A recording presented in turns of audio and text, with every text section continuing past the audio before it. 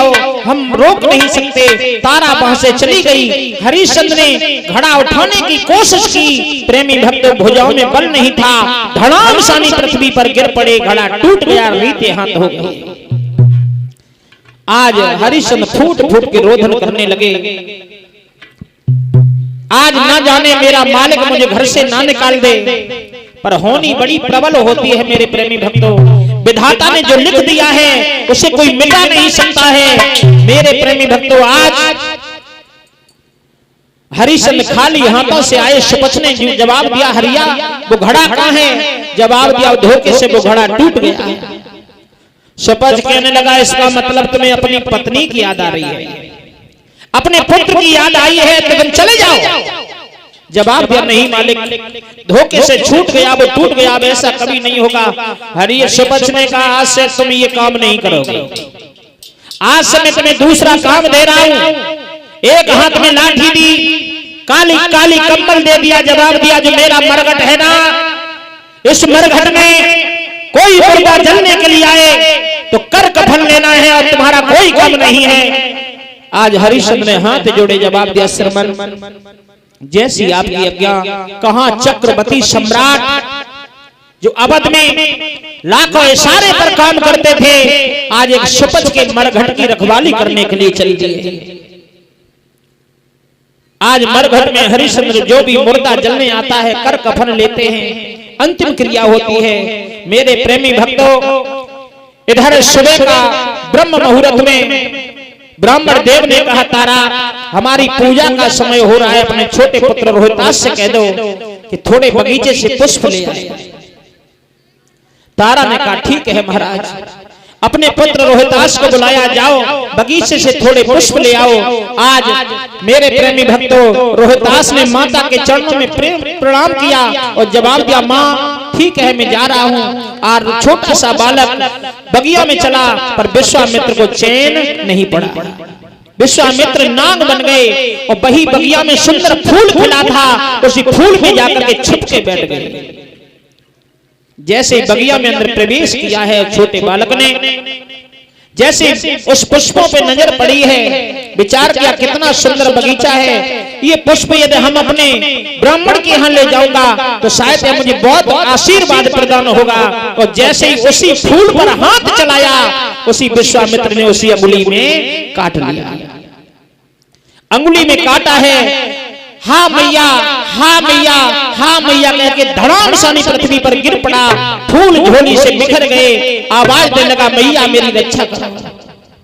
पर मेरे भगवान, आज विश्वामित्र श्री स्वरूप में आ गए। काशी में आवाज दी, अरे काशी के वासियों, किसी मैया का इकलौता पुत्र बगीचे में बिलख रहा है, वो मां सुनती हो तो अपने पुत्र के पास पहुंच जाए। तारा के कान में जैसे ही आवाज पहुंची, तारा भोजन बना रही थी। तारा दौड़ पड़ी, ब्राह्मण देव से कहा, हे प्रभु, मेरा ही पुत्र बगीचे में गया पुष्प लेने के लिए, मेरे ही पुत्र को किसी ने दस लिया है, मुझे आज्ञा दीजिए। पर ब्राह्मण ने कहा, संसार पुत्रों की खान है, क्या तुम ही एक पुत्र वाली और संसार में कोई पुत्र नहीं है? पहले भोजन बनाओ, बाद में चली जाना। तारा ने हाथ जोड़े, जवाब दिया, भगवान आप क्या मां की ममता समझोगे? जिसका इकलौता पुत्र बगीचे में बिलख रहा हो, वो मैया भोजन बना सकती है क्या? आज तारा भोजन बना रही है, भगवान से प्रार्थना करती है, प्रभु मेरे बालक की रक्षा करना। तब तक रोहतास के पूरे शरीर में जहर फैल गया, नेत्रों से दिखाई नहीं देता, बेहोश अवस्था में हो गया। ठाकुर जी का भोग लगा के तारा वहां से भागी, अपने बगीचे में पहुंची जहां पुत्र रोहितास पड़ा था। झपट्टा मार के गोदी में उठा लिया, मुखार में चूमने लगी, बेटा ये क्या हुआ, ये क्या हुआ? आज मां रोदन करने लगी, बेटा तेरे भरोसे मैंने अवध की राजधानी को छोड़ दिया, तेरे परदेश में सब कुछ छोड़ने के लिए तैयार हूं, पर एक बार उठ खड़ा हो जा। कि प्राण प्यारे सुकुमारी मोसे मैया कहीं बोल, प्राण प्यारे सुकुमारी मोसे मैया कहीं बोल।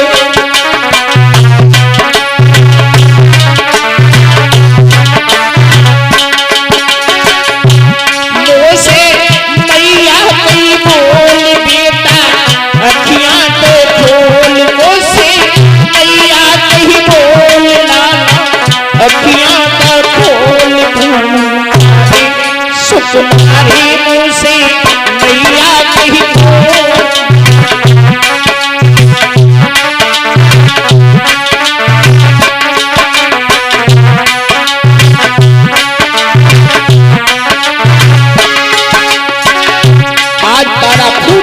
रोधन करने लगी, पुत्र तेरी भरोसे छोड़ी मैंने राजधानी,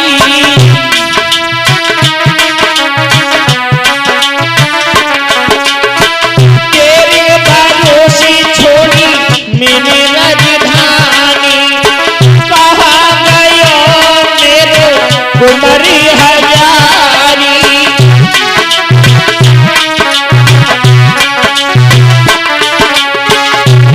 आपके नजरों से बोल मोरी नजरी में ढोल प्राण प्यारे, सुकुमारी मुझसे मैया की बोल,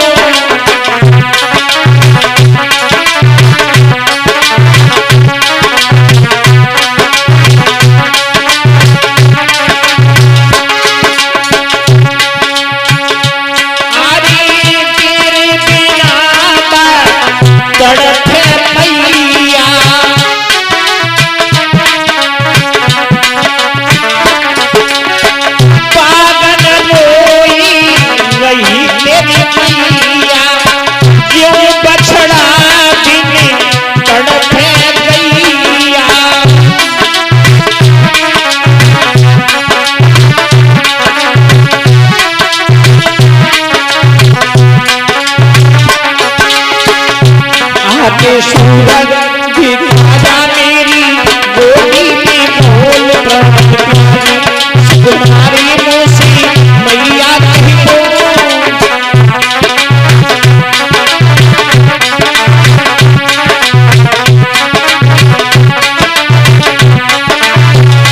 मुझसे मैया की बोल लाना अखियां तो खोल, मुझसे मैया की बोल लाना अखियां तो खोल, सुकुमारी मुझसे मैया की बोल,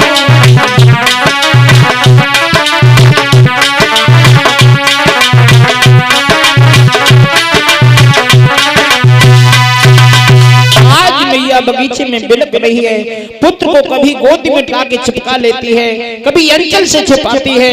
कुछ क्षण के लिए रोहितास को होश आया और रोहितास ने कहा, हे मां आप रो नहीं, आप रोए नहीं, आज कष्ट मुझे इस बात का है कि मैंने आपकी सेवा नहीं कर पाई है। हे मां मेरे शरीर में वो शक्ति नहीं है, जहर पूरे शरीर में फैल चुका है, मैं केवल आपसे निवेदन करना चाहता हूं। क्या रोहितास ने कहा, मां कि सत्य धर्म मति तजिए मैया, विधन दिए सहारो, अंतिम चरण छुआए मैया जाएगा वो लल्ला तुम्हारा,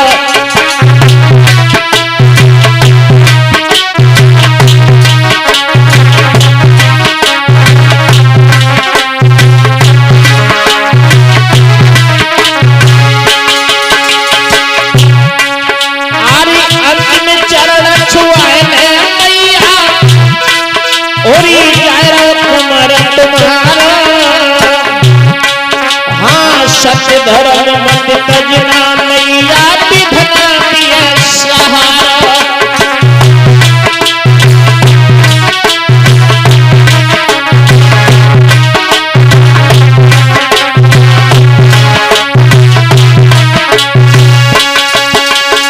आज प्रेमी भक्तों जवाब दिया है, हे मां मेरा आखिर इच्छा ये नहीं पूर्ण हो पाई कि मैंने जी भर के तुम्हारी सेवा नहीं की है, मुझे क्षमा करना।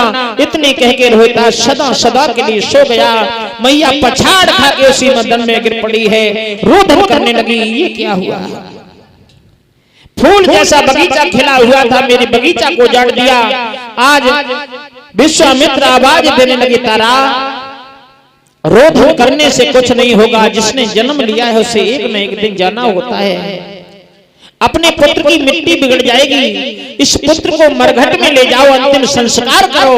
आज तारा ने हाथ जोड़े जवाब दिया, महाराज ऐसी कौन माँ होगी जिस बच्चे को जन्म देने के बाद उस मैया ने अपने हाथों से अंतिम संस्कार किया होगा।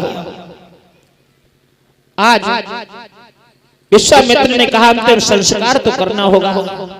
तारा ने वस्त्र में, अपनी धोती में, साड़ी में लपेट लिया उस पुत्र को, लेकर के चली है बगीचे से जहाँ हरिश्चंद्र रखवाली कर रहे थे। उसी मरघट में पहुंची और फूट फूट के रात्रि में रोने लगी है कि बेटा बोल तो सुनाई दी और कहाँ पे लगो है ती